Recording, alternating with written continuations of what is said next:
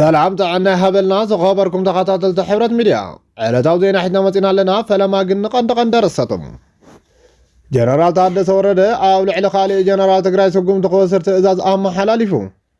دكتور مليجيتا غرو እግዚአብሔር ተዓዋት ሽልማት ሰውነት 2026 ኮይኑ جنرال ودن بيتين او ኤርትራ ከም ዝገሸ ዝገልጽ ዜና ወጽዩ ኣብ ልዕል ትግራይ ኤርትራን ዝጅመር ኮይናት ኣብ ውሽጢ 30 መዓልቲ ከም ዝውዳእን ካልኦት ምስጢራትን ተጠለፈ ሰነድ ብልጽግና ከም ዘጋለጸ ተሓቢሩ ዝብልን ካልኦትን ኣለውና ሕጂ ድማ ናብ ዝርዝሮም ጀነራል ታደሰ ወረደ ኣብ ልዕሊ ካልእ ጀነራል ትግራይ ስጉምቲ ክወስድ ትእዛዝ ኣመሓላሊፉ ጀነራል ታደሰ ወረደ ኣብ ልዕሊ ካልእ ጀነራል ትግራይ ስጉምቲ ክወስድ ትእዛዝ ከም ዘመሓላለፈ ዝገልጽ ዜና ወጽዩ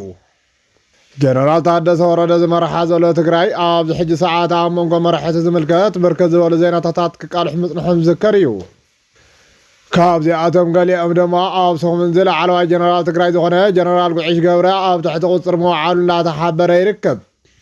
نوخنيات مأثوري دما بناي بوليتيكا عمال علاقاتو ويدما ناي قلقو وامسعي مخانو بركز زولو تنتن تحبر مهلاو مقلس الله ስለዚህ ድማ ኣብ ትግራይ ካብ ጀነራል ታደሰ ወረደ በተወሳኺ ካሊእ መንግስቲ ከም ዘለን እዚ መሓወር እዚ ድማ ደስ ዝበለ ሰብ ይኣስርን ይፈትሕን ለተባሂሉ ይግምገም ከም ዘሎ ዝረኸብናዮ ሓበሬታ ይርድእ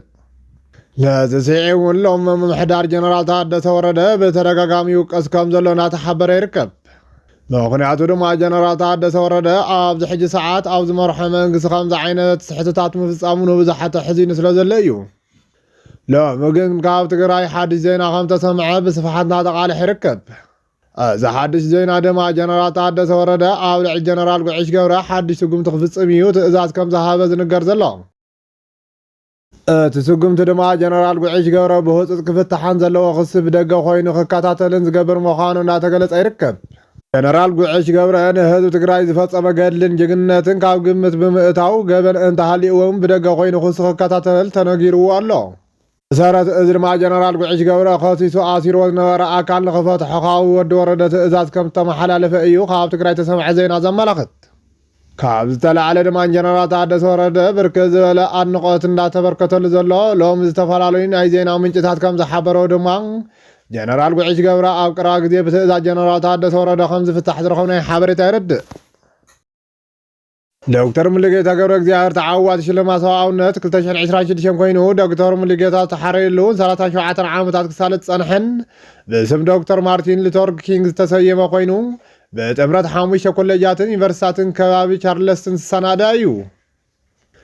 እዚ ሽልማት ኩናት ትግራይ ዘሰዓው ሰው አቅለውላ አመልኪት ብሰርሖ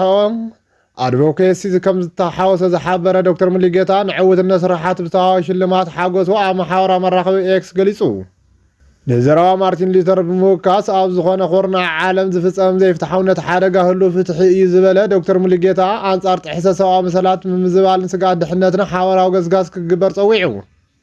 بقالي زينا عالم لقاو مهور سنة بروفيسور زرسنا عالم سقاد حاد شركة وخامس نعتا علا وخمس قبرة تقليسو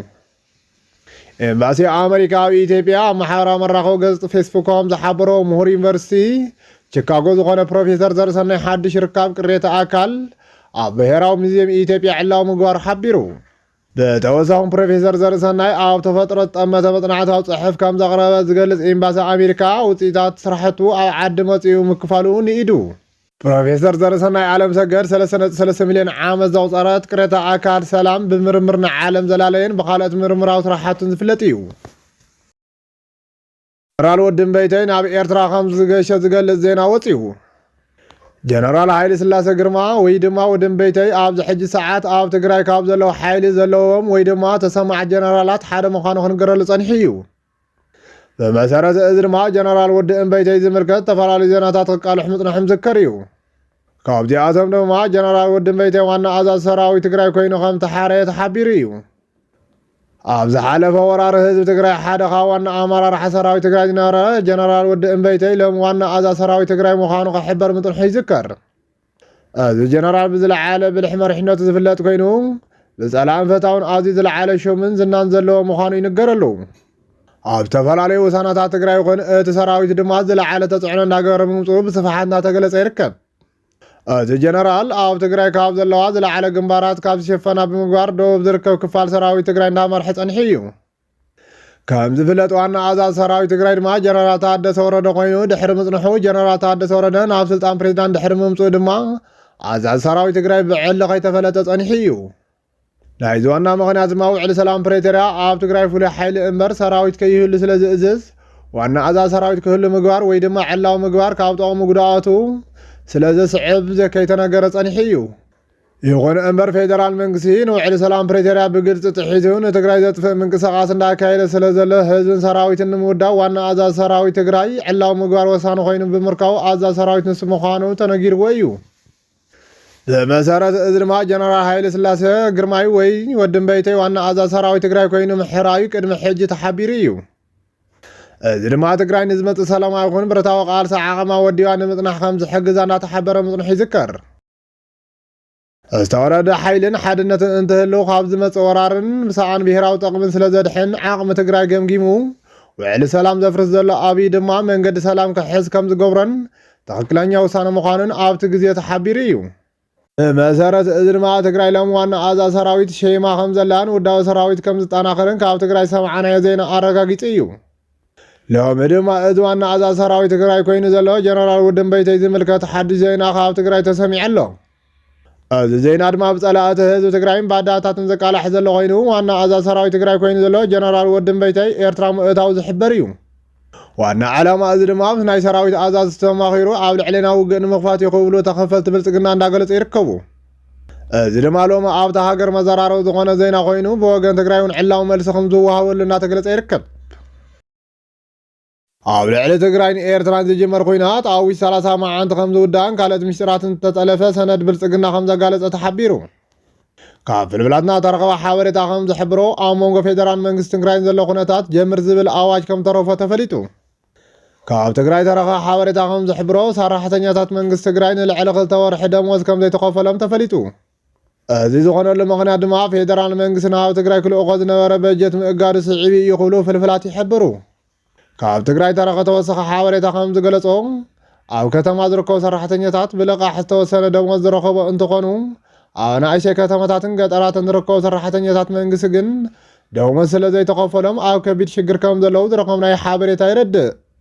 ሓደ ፍልፍላት ስርዓት ብልጽግና ኣጊድዎ ዝነበረ ናይ ሰራሕተኛታት ትግራይ ደሞዝ ዝሓለፈ ሰሙን ከም ዝለቐቐን ክሳብ ወረዳታት እውን ከም ዝተኸፋፈለ እንዳገለጹ ይርከቡ።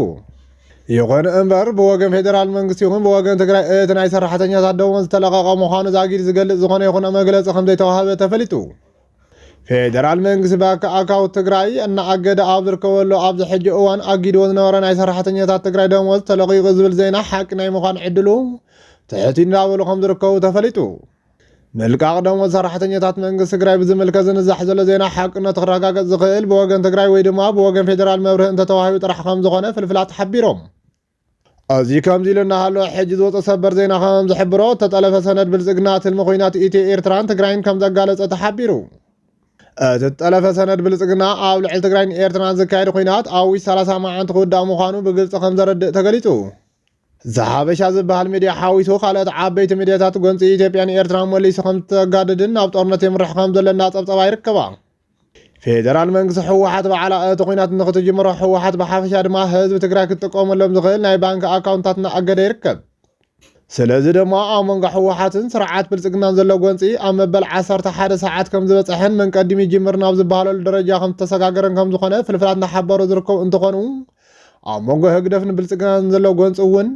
ናብ ዝኸፍአ ኩነታት የምራሕ ከም ዘሎ ተሓቢሩ። ስለዚ ድማ ብልጽግና ትግራይን ኤርትራን ሙሉእ ንሙሉእ ንምቁፅጻር 30 መዓልቲ እኹል ከም ዝኾነ እትጠለፈ ሰነድ ብልጽግና ከም ዘረድእ ተገሊጹ። ዜናታት ናይ ዝዕለት ነዚኦም መስሊ ነይሮም። ስለምክትታልኩም ነመስግን። ሰላም።